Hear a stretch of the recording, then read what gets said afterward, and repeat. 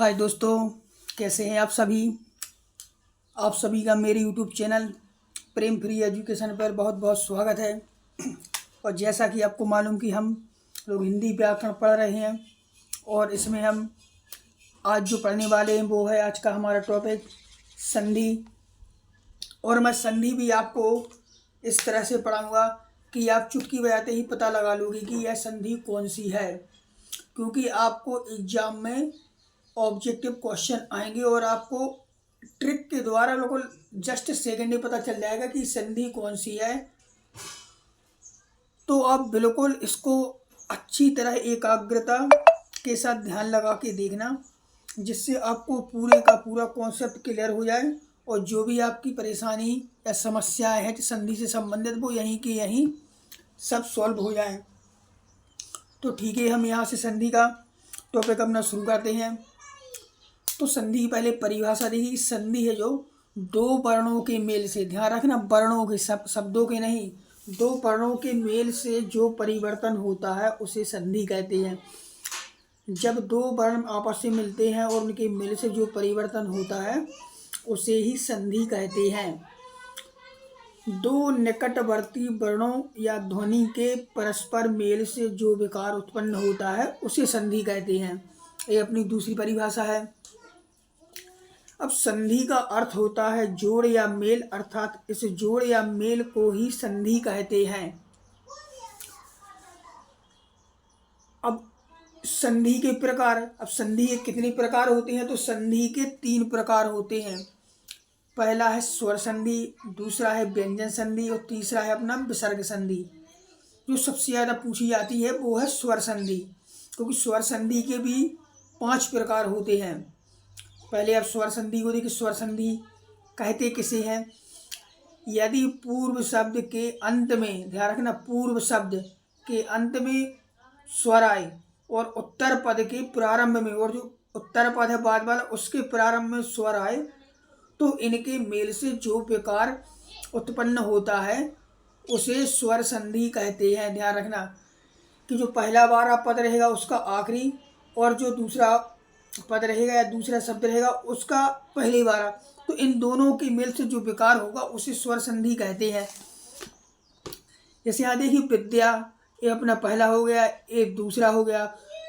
तो पहले वाले पद में क्या है अपना बड़ा आ, और दूसरे वाले पद में पहले वाला क्या है बड़ा, तो बड़ा आ बड़ा, तो ये अपना हो गया दीर्घ वो स्वर संधि। अब देखते हैं स्वर संधि के भेद। तो स्वर संधि के 5 भेद हैं।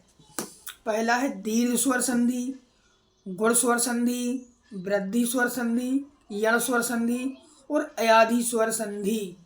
ध्यान रखना संधि 5 स्वर संधि के 5 भेद हैं। तो चलो अपन आगे एक एक देखते हैं। दीर्घ संधि से शुरू करते हैं और मैं आपको इस तरीके से बता दूंगा। आपको मैं किताबी परिभाषा ही बताऊंगा और एक शॉर्ट वाली परिभाषा बताऊंगा। शॉर्ट से आप लोगों को देखते ही बता दोगे कि ये दीर्घ स्वर संधि है। तो चलिए आगे देखते हैं।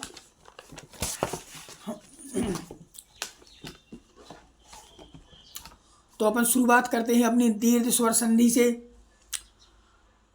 तो यदि पूर्व पद के अंत में आ ई उ आए और उत्तर पद के प्रारंभ में भी आ ई उ आए, तो इनके मेल से क्रमशः बड़ा आ, बड़ा ई और बड़ा ऊ हो जाता है। ध्यान रखना पहले पद के अंत में आ ई उ आए और उत्तर पद के प्रारंभ में आ ई उ आए, तो इनके मेल से बड़ा आ, बड़ा ई और बड़ा ऊ हो जाता है। ये अपनी हो किताबी भाषा।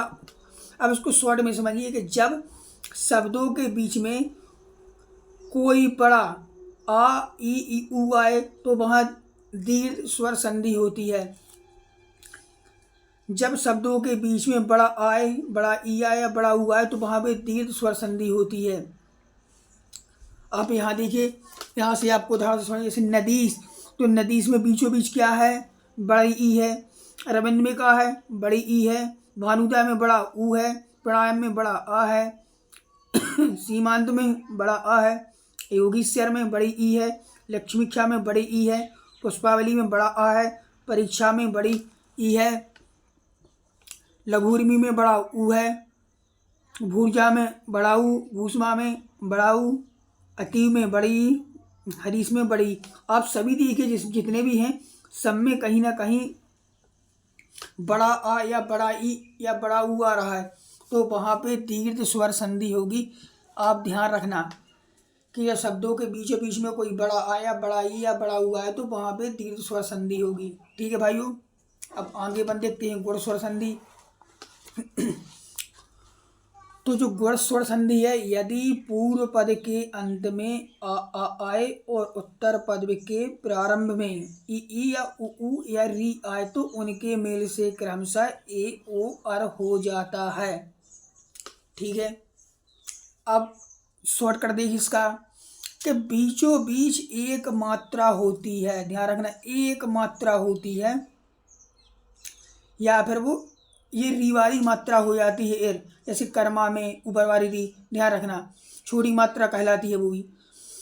एक मात्रा मतलब एक की मात्रा या फिर ओ की मात्रा या फिर री की मात्रा लगी होगी।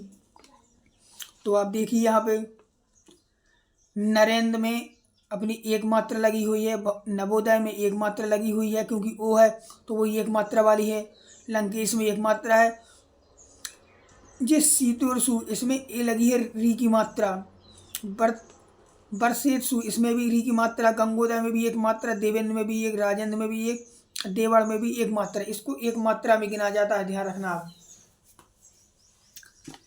इसके बाद आप देखिए यहाँ पे रमेश्वर में एक है, सूर्योदय में एक है, महर्षि में भी री की मात्रा, राकेश में एक है, कवड़सी में भी एक है, ग्रामोद्यान में भी एक, समुद्री में एक, उपेंद्र में एक, रमेश में एक। तो बीचों बीच एक मात्रा होती है, या तो एक ही मात्रा होगी या फिर ओ की मात्रा होगी या तो फिर वो अपने री की मात्रा होगी छोटी वाली, ध्यान रखना। तो वहाँ पे स्वर संधि होगी, गुण स्वर संधि होगी, ध्यान रखना। चलो आगे देखते हैं अपन। आगे का अपना जो है वृद्धि स्वर संधि है। तो वृद्धि स्वर संधि की परिभाषा क्या है पहले वो देखिए कि बड़ा आ और बड़ा आ के बाद ए ओ आए तो ए हो जाता है, और आ के बाद ओ आए तो औ हो जाता है।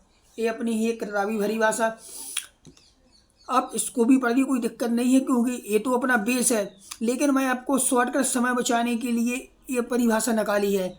आपकी तो सही ए भी है एक्यूरेट 100%, और ये निकाली है ए मैंने निकाली ये भी 100% एक्यूरेट ही है। आप इसको पढ़ के उसके बाद इसको पढ़ना, जल्दी से आंसर निकालना है तो बिल्कुल इसको पढ़ लेना, एक शब्द में आपको पता चल जाएगा कि कौन सा संधि है।